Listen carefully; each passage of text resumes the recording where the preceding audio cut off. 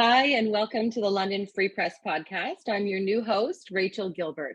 And you may know me from hosting a local radio show for the last decade here in London. But I have a background in journalism, and I'm really excited to be focusing again on news that is affecting London and area. So today we're talking about the housing crisis. And if you've been searching for a home at all in the last year or so, you know how hard it is to find something, first of all, and then find something that's affordable as well. There's a new report that's come out detailing just how many new homes London is going to need in the next year. And today we're talking with London Free Press reporter Jonathan Juha about his story. Hi, Jonathan. How are you? Not too bad on yourself. Good. Good. So let's talk about the report that just came out. And first of all, why was it done? Why did they even have to do this? Okay, so the report was done by the Smart Prosperity Institute. It's a think tank based out of Ottawa. And pretty much the report was looking at the provincial government's goal of building $1.5 million homes over the next 10 years. So the province set that target, but they were looking at, okay, is this the right number? Is that even like how many homes we really need to build? And where do we need to have those homes built based sort of like on demand of what we have seen and some trends in terms of population and all of that. So that was sort of like the main goal of the report. One of the conclusions was that the 1.5 million homes target seems to be an appropriate one. And when it did sort of like the division across the province, looking at the different regions, the share of for London and Middlesex County was about 40,000 homes. The report itself doesn't go into specifications as to what type of home, how many single family homes or apartment buildings or all of that. Just trying to get a look as to what would be necessary for each region to sort of like meet the demand that they are seeing right now.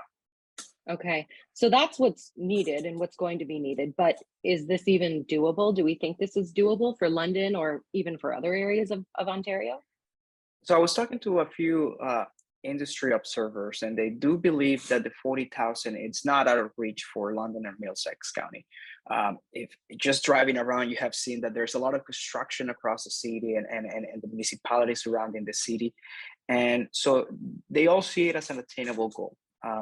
Just last year, even though it was a record year for the region, builders had about 5,600 housing starts in London and Middlesex. So if you sort of keep a similar pace, maybe it's not 5,000 every year, but sort of like around those figures over the next decade, you can easily sort of like hit the target. Now, one point that the Professor Mike Moffat, he's a professor at Western University as well, and he's the lead author of the report, mentioned for municipalities such as London, is that the GTA area has targets that are way higher than what we need to hit to sort of like meet our local demand, right? So if those communities, especially Peel region, Toronto, and York, do not hit their targets, what they anticipate is going to happen is many of the people who cannot find a home there, who is out of reach for them, they'll start driving outside of the GTA area and looking for a place where they can actually afford something. That's not a new reality. We have been seeing sort of like that trend over the past 5 years even. It was accelerated by the pandemic when the work from home got people looking into bigger spaces and you didn't need to be at the office every single day.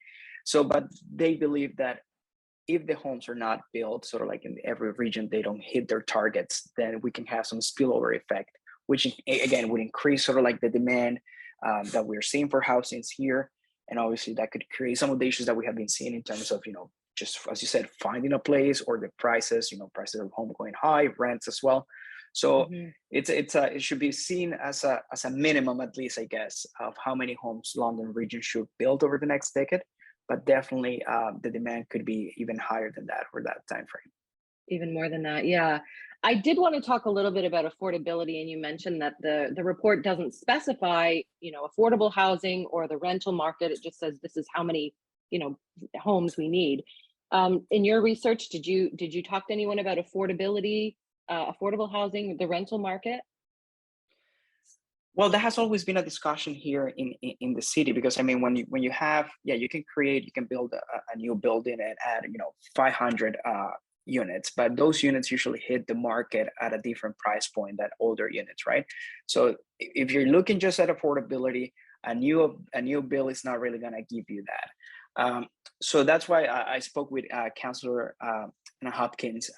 She is the head of the development committee here for City Hall, and she was mentioning that for her it's not just about the number that we need to hit. We also need to be looking at, the proportion of affordable units that are coming to the market when those projects are approved, or finding ways to create just units that are geared towards income or are more affordable to people.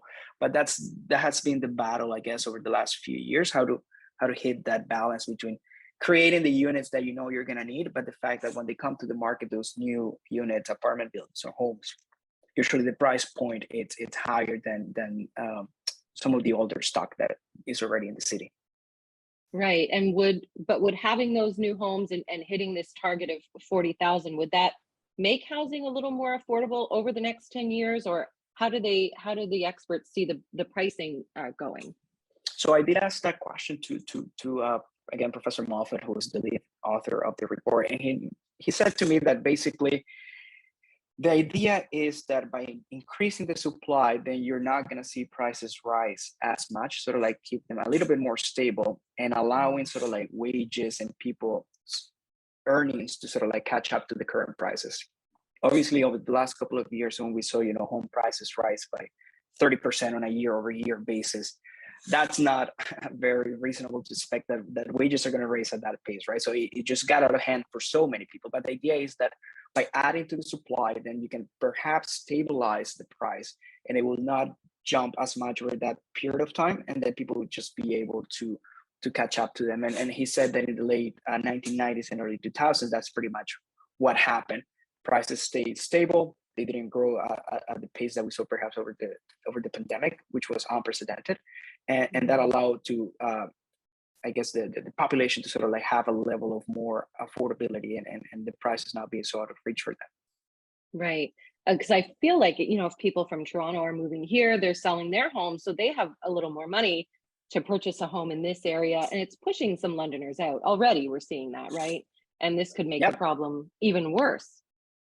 Yeah, I mean, like the report said, like if you're not hitting all the targets in all the other regions, that number is going to be, that 40,000 number is not going to be enough to sort of like absorb that extra demand. And I mean, London itself has been, according to the latest census data, we were the fastest growing community in all of Ontario and fourth in Canada. So we were seeing sort of like an influx of people from other parts of Ontario coming to the city. If that continues to happen, then definitely that 40,000 number is not going to be enough to absorb all of that. And we have already seen sort of like the impact of that extra influx of people can have on housing. Now, obviously, we're seeing now interest rates raising, going up, and that has cooled down a little bit. But the expectation is that in all of Canada, the demand for housing is very high, but that's not going to go away anytime soon, especially when you have the federal government with such a aggressive immigration targets and trying to bring new people to the community. So you're definitely going to need the home. So it's a sort of like a waiting game, I guess, a little bit to see how all the other regions and what the province ends up doing to sort of like promote and get all those houses being built, specifically in the areas where are needed the most. Right. And the construction and the home building construction industry is booming already. As you mentioned, we're seeing home construction all over the city. You just have to drive around and notice that. But in the next 10 years, I mean, this is good news for them, I guess, too, right? Yeah, it is. Obviously, business is booming for them, even though they also have some challenges. Skill shortages has been a point of concern for builder associations across Ontario, not having enough people entering the skilled trades. Obviously, the disruption that the pandemic has also caused on supply chain for materials and all of that. Those are some hurdles that I guess the industry has to face. But definitely the expectation is that in the years to come, construction is going to be sort of like a driving force economically here for the London region and for most of the country as well. Yeah. So if you're looking to get into a skilled trade, that might be the area to look into for sure. Yeah, for sure. You mentioned talking with City Hall, Councillor Hopkins, and I just wondered if other politicians across Canada or across Ontario really are are committed to this? Are they, this was a report that came out, but are politicians committed to making these home goals happen? Well, that's the sense that the housing crisis is not just a London crisis, right? All communities are sort of like facing these housing crunches, seeing the prices grow significantly. So that's the expectation. I mean, if you look at the provincial election, housing was sort of like a key promise for all political parties vying to form a government.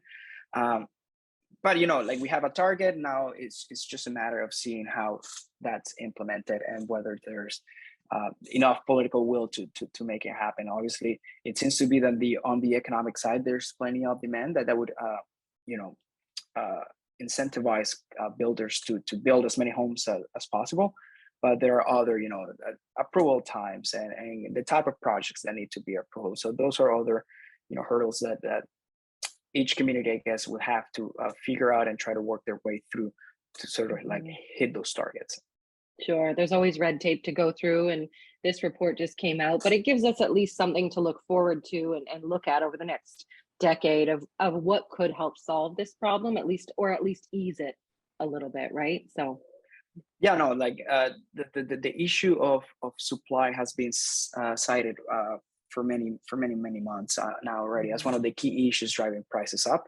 Obviously, you need to address that, but again, you also have to look at, I guess, I'll side with Councillor Hopkins there on the fact that just by building enough houses is not just going to be enough for everyone. You also have to look at peer to income units and things that are more reachable for some people. Because I mean, if you look at some prices, a 2-bedroom apartment, some places is almost like 1,800. So for some families, just being able to afford that, even if there is a unit that they could potentially use, if they don't have the money to do it, then it really doesn't do anything for them. Yeah, it's out of reach for a lot of people. Well, we'll watch this report, obviously, and over the next 10 years and see where it goes. Thank you, Jonathan, for your reporting and for joining us today on the podcast.